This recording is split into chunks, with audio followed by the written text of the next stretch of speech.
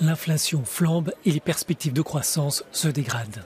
C'est le constat dressé par les ministres des Finances de la zone euro réunis à Bruxelles. Un premier point semble certain, la hausse des prix va se poursuivre dans la durée. Il est vrai que la crise en Ukraine, les chocs d'approvisionnement et leurs corollaires, tous les effets secondaires sont là pour plus longtemps que nous l'avions imaginé ou anticipé. Il est vrai que l'inflation qui reculait restera à un niveau élevé toute l'année. C'est ce que nous comprenons et ce que nous devons prendre en compte. C'est un fait. Deuxième point, le risque de pénurie de gaz pour l'hiver prochain est réel si la Russie suspend ses livraisons. La Commission européenne travaille sur un plan d'urgence, mais la hausse des prix de l'énergie représente 42% de l'inflation.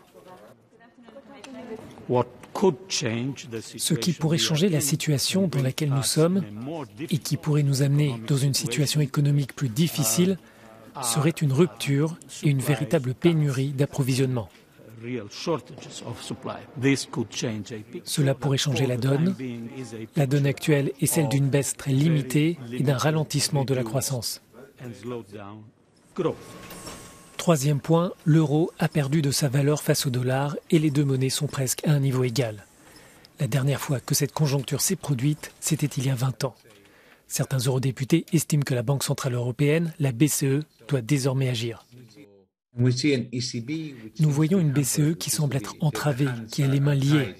Elle se bat avec ses mains liées dans le dos parce qu'elle a peur de provoquer une crise de l'euro, peur de provoquer des problèmes de dette chez certains de ses membres.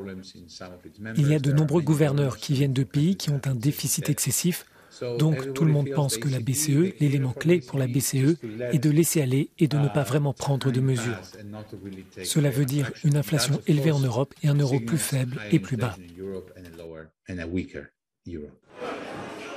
Avec tous ces éléments en main, l'objectif pour l'Union européenne est d'éviter une récession économique, un scénario qui ne peut pas être écarté.